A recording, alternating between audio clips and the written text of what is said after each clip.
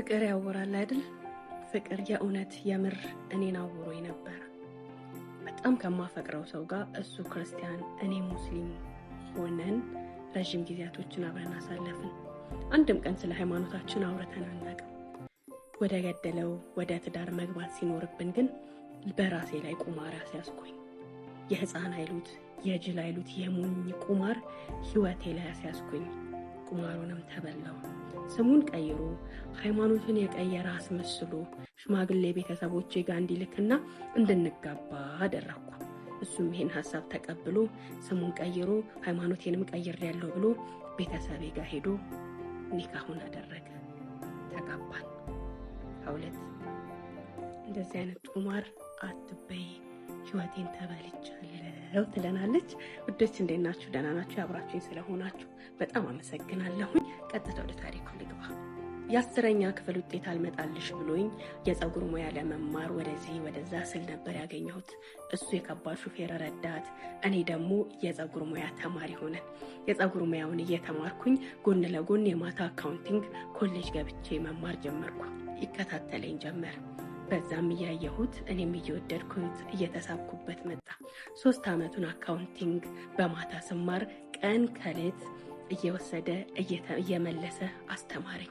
ጥልቅና እውነተኛ ፍቅራችን ከዛ ጊዜ ጀምሮ የጀመረ ነው የኔና የሱ። እንደዛም ሆኖ ግን ትምህርቱንም ከተማርኩኝ በኋላ ምንም ሀገር ውስጥ ደህና ምለው ነገር ሳጣ አረብ ሀገር ለመሄድ ወሰንኩኝ። ቤተሰቦቼንም ማስፈቅጄ የአረብ ሀገር ፕሮሰስ ጀመርኩኝ። አረብ ሀገርም ፕሮሰስ የማያልቅ አለቀና ለመሄድ ተገደድኩኝ። ያኔ በጣም ተላቀስን። በጣም አዘነ፣ በጣም ከፋው። እናም ሄድኩኝ። ከሄድኩኝ በኋላ ግን አልቻልኩትም፣ እሱም አልቻለውም። ያኔ እንደዛሬው ኢንተርኔት አልነበረም። በስልክ ነበረ የምንደዋወለው እየከፈለ። ያገኘሁትን ስልክ ያገኘሁትን አጋጣሚ ሁሉ እየተጠቀምኩኝ እደውልለታለሁ። እሱም ሳንቲሙን እየከፈለ መልሶ ይደውልልኛል። ምስኮል አረግለታለሁ፣ መልሶ ይደውልልኛል። እንደዛ እያልኩኝ እንደዛ እየተሰቃየሁኝ 9 ወራትን ቆየሁ። ከ9 ወር በኋላ ግን አልቻልኩም። በቃ ወደ ሀገሬ መልሱኝ ብዬ አስቸግሬ ወደ ሀገሬ መጣሁ። ቤተሰቦቼንም አመመኝ አልቻልኩም ብዬ ዋሻኋቸው። ደነገጡ ስመጣ። እኔ ግን የሱን ፍቅር ስላልቻልኩኝ ነበር የተመለስኩት። ከዛ በኋላም አብረን ቀጠልን። ስመጣም እሱ ደስ አለው። መንጃ ፈቃድ አውጥቶ ሹፌር ሆኖ ነበር ያገኘሁት። እናም ያኔ እኔም በተማርኩት ሙያ ሆቴል ማኔጅመንት ስራ አገኘሁኝ። እኔም መስራት ስጀምር እሱም ሹፌር ሲሆን አሁንማ ብንጋባም የተሻለ ህይወት መኖር እንችላለን ብለን ወሰንን። እንደነገርኩሽ እሱ ክርስቲያን እኔ ሙስሊም ነኝ። ስለ ሃይማኖት እስከዛሬ አስበንም አውርተንም አናውቅም። ቁርጡ ቀን ሲመጣ ግን ለካ ቤተሰብን ማሳመን ከባድ ነገር ነው። ምን ተብሎ ነው የሚገባው? በፍጹም እንደማይሰጡት የታወቀ ነው። እናም ብልሃት አይሉት ጅልነት አይሉት ሰልም ያለው ብለህ ኒካህ ሰር አልኩት። እሱንም ያነሱም ያንን አደረገ። አብረን መኖር ጀመርን። ስንኖር ሀብለን መኖር ከጀመርን ቀን ጀምሮ ግን ስቃይ ጀመረ። ከሁለት ስንኖር አንተም በሃይማኖትህ እኔም በሃይማኖቴ ነው። የመጀመሪያ ልጅ መጣች።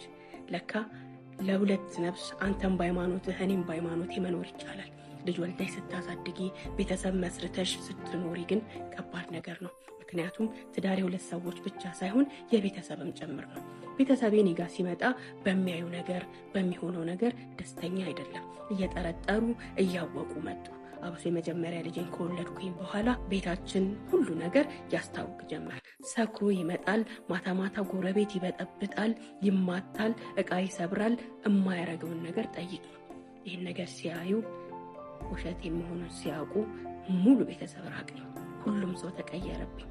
እኔና እሱ ብቻችንን ቀረን ከመጀመሪያዋ ልጄ ጋር እናም ከጥፋቴ ጋር። ከዛሬ ነገ ይሻሻላል፣ ከዛሬ ነገ ይመለሳል እያልኩኝ በትዕግስት ጠብቀው ጀመር። ቀላል ግን አልነበረም። እየባሰበት ጭራሽ የማላቀው ሰው ጭራሽ የማልገምተው ሰው እየሆነብኝ መጣ። መጠጡም እየባሰ ንግግሩም እየባሰ ድርጊቱ ሁሉ ለእኔ እንግዳና ከባድ እየሆነብኝ መጣ። አንድም ቀን ግን እሱን ስለመተው እሱን ስለመፍታት ቤተሰቤን ስለመበተን አስቤም አልሜም አላቅም። ተስፋዬ አንድ ቀን ይሻሻላል፣ አንድ ቀን ጥሩ ይሆናል እያልኩኝ መኖርን ነበር። ማታ እንደዛ ሲያሰቃየኝ፣ ሲበጠብጠኝ፣ ሲደበድበኝ፣ ሲጮህ፣ ጎረቤት ሲረብሽ ያድራል። ሁሌም ጩኸት ይወጣል። ጎረቤቱ መረው ዛሬማ ተጋደሉ፣ ዛሬማ አለቀላቸው፣ ይሄ የዛሬውማ ጸባቸው የትዳራቸው ማብቂያ ነው እያለ እያወራ ሲጠብቅ ጠዋት ሲነጋ ሁሉን ነገር ትቼ ሁሉን ነገር ረስቼ ቁርስ ሰርቼ ቡና አፍልቼ ቤቴን ጉዝጉዝ አድርጌ ደግሞ ከእንቅልፉ ቀሰቅሰዋለሁ። ይነሳል። እግሬ ላይ ተንበርክኮ እባክሽ ይቅር በይኝ፣ እባክሽ አጥፍቻለሁ፣ እባክሽን ማሪኝ እያለ ሲለምነኝ ድጋሚ የማይደግመው ይመስላል። እኔም እሺ ብዬ እቀበላለሁ። እንደዛ እያልን ጎረቤት እየበጠበጥን እሱም ማታ እንደፈለገ የሆነ ጠዋት ይቅርታ እየጠየቀ እኔም ጠዋት ቁርሴን እያበሰልኩ እንባዬን እየጠረኩ ቤቴን እያስዋብኩ እሱን እየካደምኩ ህይወት ቀጠለ። ነገር ግን ይቅርታዬም መቻሌም ለኔ ቀላል አልነበረም። ተቃጠልኩ። ጨጓራዬ ተቃጠለ። ከጥቅም ውጭ ሆንኩኝ። 38 ኪሎ ገባሁ። የሆነ ቀን ወደኩ፣ ታመምኩ። ሐኪም ቤት ሲሄድ ደም የላትም፣ ደም ያስፈልጋታል ተባለ። ደም ተሰጠኝ። ሐኪሙ ሲያይኝ በጣም ደነገጠ። አስጠራው። በጣም ተቆጣው። በጣም ሰደበው። ምን ሆነህ ነው? እንደዚህ እስክትሆን ድረስ ምን እያደረካት ነው? አታያትም እንዴ? አትንከባከባትም እንዴ ብሎ ወረደበት። እሱ ግን ምንም አይመስለውም። የተወሰኑ ቀናቶችን ሐኪም ቤት አሳልፌ ወደ ቤት የገባው ጨጓራዬ የለም፣ የማልቀመው መድኃኒት የማልወስደው መድኃኒት የለም። ሐውለት ልሳቅ፣ ፈገግ ልበል፣ ቤቴን ሰላም ለማድረግ ልሞክር እንጂ ውስጤ ብስል ትክን ማለት ጀመረ። የልጅነት ውበቴ ረገፈ። ሌላ ሰው ሆንኩኝ። አስቢው 38 ኪሎ። በዚህ መሃል ስራ ቆሜ ልጄን ከወለድኩኝ በኋላ ቤት ቁጭ ብዬ ነበር። አንድ ቀን ስልኬ በተበላሸበት እንቅልፍ በፍጹም እምቢ ብሎኝ አልጋ ላይ ስገላበጥ የሱን ስልክ ለማየት የሱን ስልክ ብድግ አደረኩኝ። አጋጣሚ ስከፍተው ቮይስ የተላላከውን አገኘሁ። ባሌን በህይወቴ ጠርጥሬው ልጠረጥረው አስቤም አላቅም። ምን ያህል ዋጋ ከፍሎ ምን ያህል ነገር አድርጎ እንዴት ሆኖ እንዳገኘኝ እኔም እሱም እናውቀዋለን። ከኔ ሌላ ያስባል፣ ይመኛል፣ ያያል የሚል እንኳን ጥርጣሬ የለኝም። እንኳን በቀን በምሽት የትም አድሮ ቢመጣ እንኳን አልጠረጥረው። በስራ ጉዳይ የተለያዩ ክፍለ ሀገራትን ይሄዳል። ዞሮ ነው የሚመጣው። ምንም አይመስለኝም ስለማምነው። የዛ ዕለት ግን ስልኩ ላይ ቮይስ አገኘው። እንደናፈቀችው የሚገላለጽበት። አላመንኩም። ራሴ መቆጣጠር አቃተኝ። አቅለሸለሸኝ፣ አጥወለወለኝ። ውበቴን፣ ቤተሰቤን፣ ህይወቴን የከፈልኩለት ባሌ ከዳኝ፣ ዋሸኝ። ተንቀጠቀጥኩ፣ ተንዘፈዘፍኩ። ምን እያሰብኩ እንደነበር እንኳን አላውቅም። ሮጬ ወደ ኪችን ሄጄ በተኛበት ልገለው ቢላ ይዤ መጣሁ። ቢላውን ይዤ ራስጌው ጋር እንደቆምኩኝ ልጄ ባና ማሚ ብላ እያለቀሰች ጠራችኝ። ባነንኩ። እኔም ከሆነ ነገር ውስጥ ብንንስል ተሰማኝ። እዛው ጋር ቢላውን ጥዬ ሄጄ ልጄን አቅፌ እያለቀስኩኝ አባበልኳት። ትንሽ ወደ ራሴ ተመለስኩኝ። እንደዛው እያለቀስኩ እሷን እያባበልኳት እንቅልፍ ይዟት ሄደ። ተመልሼ ቢላውን አነስቼው አጠገቡ አልጋው ጫፍ ላይ ቁጭ አልኩኝ። ቀሰቀስኩት። ይህ ቮይስ ምንድን ነው? ስለዚህ ጉዳይ እንድታስረዳኝ እፈልጋለሁ ያልኩት። አየኝና ገላምጦኝ ስልኩን መንጭቆኝ መልሶተኛ። ማደርገውን አላውቅም ነበር። ሐውለት በጊዜው እሱን መግደሌን ትቼ ራሴን ለማጥፋት ወደ ባኞ ቤት ገባሁ። ሰላም፣ እንዴት ናችሁ? ደህና ናችሁ? የዩቲዩብ ቤተሰቦቼ አብራችሁኝ ስለሆናችሁ እየተከታተላችሁኝ ስለሆነ እጅግ በጣም አመሰግናለሁ። ሁሉንም ቪዲዮዎቼን ላይክ እያረጋችሁ ኮመንት ላይ ደግሞ የምታዩበትን ሁኔታ የተሰማችሁን ስሜት እየጻፋችሁ ታሪኮቼን እንድትከታተሉ በአክብሮት እጠይቃችኋለሁኝ። እንዲሁም ደግሞ እንደዚህ የሚያማምሩ ድሪያዎችን፣ ቶቦችን፣ አባያ፣ ጫማ፣ ቦርሳ ሐውለት ጋር ሳታዩ እንዳትገዙ ላችኋለሁ። አድራሻሽ ካላችሁኝ ደግሞ ቤተል ኤጂ ሞል አንደኛ ፎቅ 113 ቁጥር ላይ ይገኛለሁኝ። ዲስክሪፕሽን ቦክስ ላይ ስልክ ቁጥር ያለ፣ በዛም ደውላችሁ ልታገኙኝ ትእዛዝ ልትሰጡኝ ትችላላችሁ። ያላችሁበት ድረስ ዲሊቨር አለን። ክፍለ ሀገርም ብትሆኑ ከሀገር ውጭም ብትሆኑ በፖስታ ቤት የምንልካላችሁ መሆኑን በአክብሮት እየገለጽኩኝ፣ ሰብስክራይብ ሳታረጉ እያያችሁ ወዳጆቼ ደግሞ ሰብስክራይብ አድርጉ እያልኩኝ ወደ ታሪኩ። ሻወር ቤት ገብቼ በረኪና ጨው አጃክስ በጥብጬ በረኪና ብቻውን አይገለኝም ብዬ ጠጣሁ። እንዲገለኝ አስመልሶኝ ሲያንደፋድፈኝ ጥያቄው አስደንግጦት እንቅልፍ አልወሰደውም ነበር መሰለኝ። ድምፄን ሲሰማ እየሮጠ መጣ። አፋፍሶ ሐኪም ቤት ወሰደኝ። ሐኪም ቤት ሆዴ ታጥቦ 3 ቀን ተኝቼ ተመልሼ ወደ ቤት መጣሁ ትለናለች። እዳችን እንዴት ናችሁ? በፓርት ተገናኝተናል። አብራችሁ ስለሆናችሁ በጣም አመሰግናለሁኝ። እንዲሁም ቤተል ኤጂ ሞል አንደኛ ፎቅ 113 ቁጥር ሀውለት ጋር በሉና ቆንጆ የሴት እቃዎችን ታገኛላችሁ። አባያ፣ ቶብ፣ ሂጃብ፣ ሪያ፣ ጫማ፣ ቦርሳ ሀውለት ጋር ሳታዩ እንዳትገዙ።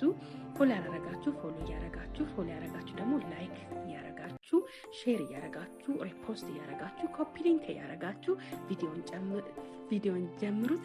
አመሰግናለሁ። ከዛ በኋላ ግን መቋቋም አልቻልኩም ንዴቴን። ልብሴን ሰብስቤ ልጄን ይዤ አዲስ አበባ አክስቴ ጋር መጣ። ከአንድ ወር በኋላ እየደወለ ራሴን ላጠፋ ነው፣ አልቻልኩም፣ እባክሽ ተመለሽ፣ ከመጻጻፍ ውጭ ከዚህ ጽሁፍ ውጭ ምንም አይነት ግንኙነት የለንም፣ አንቺን አጥቼ መኖር አልችልም እያለ ወንፊት አረገኝ። እኔም ወዷል፣ እውነት ለመናገር ፍቅሩ አልወጣልኝም። ከዛ መልሶ ደውሎ ሰርፕራይዝ አለሽ አለኝ። ምንድነው ሰርፕራይዙ ብዬ ተመልሼ ወደ ቤቴ ስመጣ ቤቱን ቀይሮ እቃውን ቀይሮ አዲስ ሶፋ፣ አዲስ እቃ፣ ሁሉንም ነገር የተሻለ አድርጎ ጠበቀኝ። እንደው ይሄ ሰውዬ ቤቱን ባይወድ ትዳሩን ባይወድ እኔን ባይወድ እኮ ይህን ሁሉ ነገር አያደርግም ነበር። ስለሚወደኝ ነው ይህን ሁሉ መስዋዕትነት እየከፈለ ያለው ብዬ አሰብኩኝ። ታውቂያለሽ ሴት ልጅ ለቤቷ ለትዳሯ ያላትን ቦታ ትንሽ ነገር እንኳን ሲያስተካክሉ ትንሽ ነገር እንኳን ዋጋ ሲሰጡን ምን ያህል ደስ እንደሚለን እኔም ደስ አለኝ። ውስጤ ግን ያንን ነገር ሊረሳው ፈጽሞ አልቻለም ነበር። በዛ መሃል ግን ሁለተኛ ሴት ልጅ አረገዝኩ። ይሄንንም ስልሽ ግን ከዛም በኋላ የማሳልፋቸው ሌሊቶች የማሳልፋቸውን ምሽቶች አትጠይቂኝ። ዛልኩኝ፣ በሰልኩኝ። ከጎን ያዞሽ የሚል እህት የለኝ፣ ወንድም የለኝ፣ ዘመድ የለኝ። ብቻዬን ተሰቃየሁ። ምሽቶቼ ሌሊቶቼን ጠላኋቸው። ሀውለት በምታፈቅሪው በምትወጂው ህይወቴ ትዳሬ ባልሽው ሁሉን ነገር በተውሽለት ሰው እንደ መጎዳት የሚሰብር የሚያም ነገር የለም። ተጎዳው፣ ከአቅሜ በላይ ተጎዳው። ሌሊቶቹ የስካር፣ የድብድብ፣ የጩኸት፣ የእርግማን፣ የምሬት ሌሊቶችን አሳለፉ። እርጉዝም ሆኜ ሁሉ እያረገኝ ግን አንድም ቀን አማርሬ አላውቅም። ከስራ ሲመጣ በእጁ እንኳን አይበላም። ገላውን አጥቤ እግሩን አጥቤ በእጄ አጉርሼ አልብሼና ዳብሼ ነው ማስተኛው። ጠዋት ሲነሳ ጥፍሩን ቆርጬ ምግቡን አቅርቤ ቡናውን አፍልቼ በፈገግታ ነው ምሸኘው። የሚስትነት ሐቄን ያልተወጣው እስኪመስለኝ ድረስ ለሱ እግሩንም ማጣቢ ገላውንም ማጣቢ አልባሹም አጉራሹም ነበርኩ፣ ልክ እንደ እናት። ይህን ሁሉ ነገር እያረገኝ ብዙ ነገሮችን አስለምጄው ለሰከንድ እንኳን ከቤት እንዲያጠኝ አይፈልግም። ሀውለትዬ በጉዳት ውስጥ ሆነሽ ፍቅርን እንደ መስጠት እንደ ማስመሰል የሚከብድ ነገር የለም።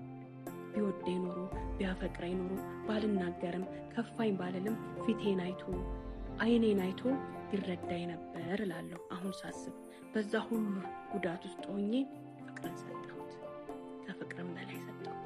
እሱ ግን በጣም ራስ ወዳድ ነበር። ሁለተኛ ልጄን ወለድኩ። ጭራሽ ባሰበት። እሱ ከኔ የሚያገኘውን ነው እንጂ እኔ ከሱ ማግኘት ያለብኝን ሰላሜን፣ ፍቅርን፣ ክብርን ጭራሽ ረስቶታል። ሁለተኛ ልጄ ከተወለደች በኋላ ጭራሽ እንደፈለገ ውጭ እየወጣ ማደር፣ እዛው መቅረት፣ እዛው መክረምን አመጣ። ዝም አልኩኝ። ልጆቼ ትምህርት ቤት ገቡ።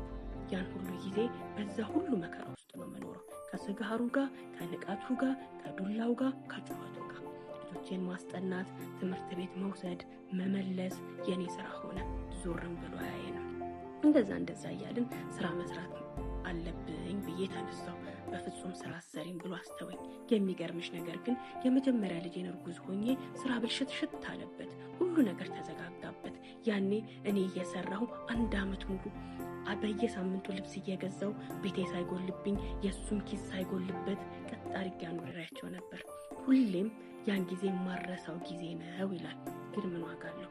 እሱ የራሱ ጥቅምና የራሱን ደስታ ብቻ የሚያሳድድ ሰው ሆነ። በዚህ ሁኔታ ውስጥ እንዳለን አሁን ላይ ስራ ጀምሪም ብሎ ከልክሎኝ መቀመጤን ቀጠልኩ። ትንሽ ገንዘብ ማምጣት ጀመረ።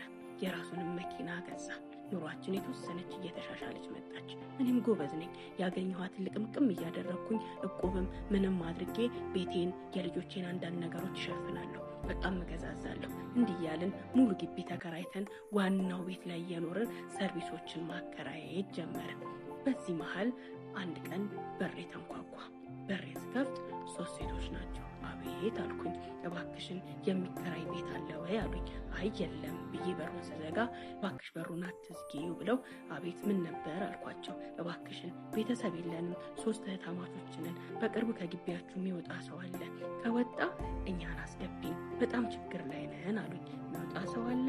እሺ የሚወጣ ሰው ካለ እነግራቸዋለሁ፣ ምንም ችግር የለውም ብዬ መለስኳቸው። በ3ኛው ቀን ተመልሰው መጡ። እኔም እሺ ግቡ ብዬ አከራየኋቸው። 3 እህታማቾች ናቸው። በጣም ጥሩዎች ናቸው። መልካም ልጆች ናቸው። ገብተው መኖር ጀመሩ። ልክ እንደ ቤተሰብ ከኔ ጋር ተቀራረብን። ታናናሽ እህቶቿን የምታሳድገውና የምታስተምረው ታላቅ እህታቸው ናት። እሷ እየሰራች እነሱን ታስተምራለች። እንደዛ እያለን እንደ እህት እንደ ጎረቤትም አብረን እየበላን አብረን እየጠጣን አብረን መኖር ቀጠልን። በዚህ መሀል ታላቅ እህታቸው ጓደኛ ነበራትና አረገዘች። ልክ እንደ ታላቅ እህቷ ስለምታይ መታኔን አማከረች። ምን ላደርግ እባክሽን፣ ይሄ ነገር ተከሰተ አለችኝ። ምንም መጥፎ ነገር እንዳታስቢ፣ ሄደሽ ንገሪው፣ አናግሪው። ከተስማማችሁና ከተጋባችሁ ጥሩ ነው፣ ካልሆነ ግን ልጁን እኛ እናሳድጓለን፣ እኔ ራሴ ያሳድጓለሁ፣ አብሽር አልኳት። ሄዳ አናገረችው። ከብዙ ምክክርና ከብዙ ንግግር በኋላ ሽማግሌ ለመላክ ተስማማ። እኛም ደስ ብሎን ኮንዶሚኒየም ለሷ ተከራይተን እቃ ገዛዝተን እቃ ሟልተን ሽማግሌ እንዲላክ አደረግን። በዚህ መሀል እኔም እዚህ ጋር ልነግርሽ የማልፈልገውን የራሴ የሚለውን ብዙ ነገር አደረግኩላት። ለእኔ በጣም እንደ ቤተሰብ ሆናልኛለች። ልክ እንደ ታላቅ እህት ሆኜ ለቤተሰቦቿ ደውዬ ተናግሬ በሽምግልና ቀን በቀጠሩ ቀን እንዲመጡ አድርጌ ትንሽዬ ድግስ አድርጌ ሸኘኋት፣ ዳርኳት። ከዛ በኋላ እሷ ትዳር ህይወት ከጀመረች በኋላ ታናናሽ እህቶቿ መቸጋገር ጀመሩ። የቤት ኪራይ፣ የቀለብ ብዙ ነገር መቸጋገር ጀመሩ። እኔ ግን አብሽር እኔ ያለሁኝ ያለውን ነገር ተጋግዘን እንኖራለን፣ ተካፍለን እንበላለን እያልኩኝ እንደ እህት አኖራቸው ጀመር። አጠገባቸው ታላቅ ወንድማቸው አለ ያገባ፣ እሱም እያገዘን እኔም እያገዝኳቸው ህይወት ቀጠለ። በዚህ መሀል ታላቅ ወንድማቸው ወልዶ ነበርና ሚስቱ በወለደች በ3ኛው ወሯ ለባሏ ምሳ እየሰራች ወደቀች፣ ራሷን ሳተች፣ ታመመች። ያኔም እኔም እንደ ታላቅ እህት እንደ ቤተሰብ ስለሚያዩኝ እባክሽ ድረሽልን፣ እንደዚህ ሆነችብን አሉኝ። የ3 ወር ህፃን ያላት ልጁን ይዤ ወደ ቤት መጣሁ። እሷንም በእምነታቸው ወደሚወስዱበት ብዙ ቦታ ወሰዱ። በሃይማኖታቸው በኩል አልሆን ሲል ሐኪም ቤት ይዘናት ሄድን። ሐኪም ቤት እንደደረሰች ግን ኮማ ውስጥ ገባች። መብላት መጠጣት የማይቻል ነገር ሆነ። በግሉኮዝ ከቆየች በኋላ በአፏ እያደረግን ለ15 ቀን ያህል ሐኪም ቤት ተኛች። ዳይፐር እየቀየርን በተለያየ መልኩ የምትበላቸውን ነገሮች እያስተካከል። ከዛ በኋላ ግን የጭንቅላት ቲቪ ነው እባካችሁ ይዛችሁ አውጡት አለን ዶክተሩ። ይዘን ወጣን። የህፃን ልጅ ማንም ምንም ስላልነበራት እኔ ጋር ነበረች። 3 ወር ህፃን ናት። ዳይፐሯንም ወተቷን የሚያስፈልገውን ነገር ሁሉ እያሟላሁ ልክ እንደ ልጄ እኔ ጋር ያስኳት።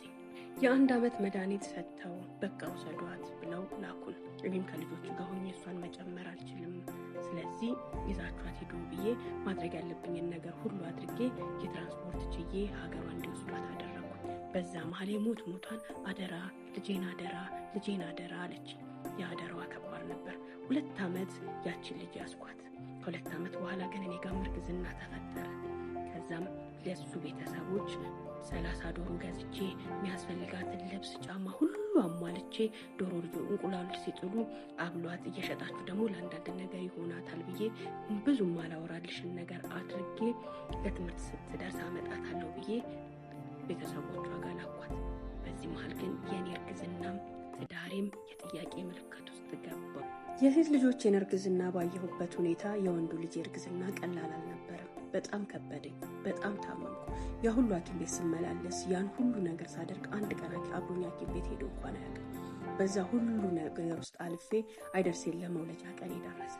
መውለጃ ቀኔ ሲደርስ በምጥ መውለድ አትችይም፣ ኦፕራሲዮን መደረግ አለብሽ፣ ባልሽን ጥሪው ይፈርም ተባልኩኝ። ፍቅር ልነግረው አልፈለኩም። እንደማይመጣ ወይ ደግሞ ቀልቤን እንደሚሰብሩ ተሰማኝ። ቆይ እጠብቃለሁ፣ እታገሳለሁ ብዬ 2 ተጨማሪ የምጥ ቀናትን ካሳለፍኩኝ በኋላ በከባድ ስቃይ በምጥ ወለድኩኝ። አልሐምዱሊላህ። እናቱ ልታረሳኝ መጣች። እናቱ መታ እያረሰችኝ ባለበት ሁኔታ ግን በምታየው ነገር በጣም አዘነች፣ በጣም ከፋት። እናም ቁጭ አድርጋ ተናገረችው። ማታውን ሰክሮ መጥቶ 2 ከሌሊቱ 7 ሰዓት እናቱን ከቤት አስወጣት። ድንግጥ አልኩኝ። በዛ ሁሉ ምጥ ተሰቃይቼ ከወለድኩኝ በኋላ ብቻዬን አስቀረኝ። አለቀስኩ፣ አዘንኩ፣ በጣም ከፋኝ። ያን ባደረገ በጥቂት ቀን ውስጥ እጅግ በጣም ታመመ። የእናቱን ቀልብ የኔም እንባ ነው መሰለኝ። አራስነቴንም ልጄንም ረስቼ ብድግ ብዬ ታልወሰድኩት። ከባድ ትኩሳት ነበረው። በፍጥነት ባደርሽለት ኖሮ ይሞት ነበር አለኝ ዶክተር። ለ3 ቀን ሆስፒታል ተኝቶ ወጣ። ከዛ በኋላስ እንዴት ናችሁ? ደህና ናችሁ? ሄዶች አብራችሁ ስለሆናችሁ በጣም አመሰግናለሁ። ፎሎ ያረጋችሁ ደግሞ ላይክ፣ ሼር፣ ሪፖስት፣ ኮፒ ሊንክ ያረጋችሁ አብራችሁን ቆዩ። እንዲሁም ቤተልሔም ጀሞል 1ኛ ፎቅ 113 ቁጥር ሀውለት ጋር በሉና ቆንጆ ነገሮችን አዘጋጅቼላችኋለሁ። አብራችሁን ቆዩ። ሀውለት ሰው ይህን ሁሉ ህይወት ኖሮ ይህን ሁሉ ነገር አድርጎ ትንሽ እንኳን የጸጸት ስሜት አይኖረውም እንዴ? ምንም አይነት የጸጸት ስሜት አልነበረውም። ጭራሽ እየባሰበት መጣ። እኔም አራስነቴን ብቻዬን ተጋፈጥኩት። ያ ሁሉ ሲሆን የሚስትነት ግዴታዬን ግን እየተወጣሁ ነበር። ሌሊት 6 ሰዓት እና 7 ሰዓት እንኳን ቢመጣ እራቱን ሰርቼ አቀርብለታለሁ። በጠዋት ተነስቼ ቁርሱን አብልቼ ፀጉሩን አስተካክዬ ፈገግ ብዬ አብሽር ብዬ ወደ ስራው እልከዋለሁ። አንዳንዴ ሰክሮ ሲመጣ ጭቅጭቃችንና ንግግራችን ከከፋ እቃ ይሰባብራል፣ እቃ ይወረውራል፣ ልጆቼን ይረብሻቸዋል፣ ልጆቼን ይቀሰቅሳቸዋል። እናም አሁን ምን ማድረግ ጀመርኩኝ? ጥዬ መውጣት ጀመርኩ። ሌሊት 7 ሰዓት ሌሊት 8 ሰዓት ጥዬ እወጣለሁ። ወጥቼ ዛፍ ጥላ ስር በዛ ሌሊት ቁጭ እላለሁ። ይህን ሳደርግ ብዙ ጊዜ ህይወቴን አደጋ ላይ የሚጥል አደጋ ገጥሞኛል።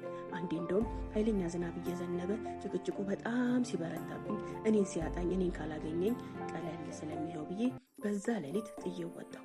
የተላጠ ኤሌክትሪክ ወድቆ ነበር። እንዴት እንዳለፍኩት እንዴት እንደሄድኩት ግን አላውቅም። አልፌው ሄድኩኝ።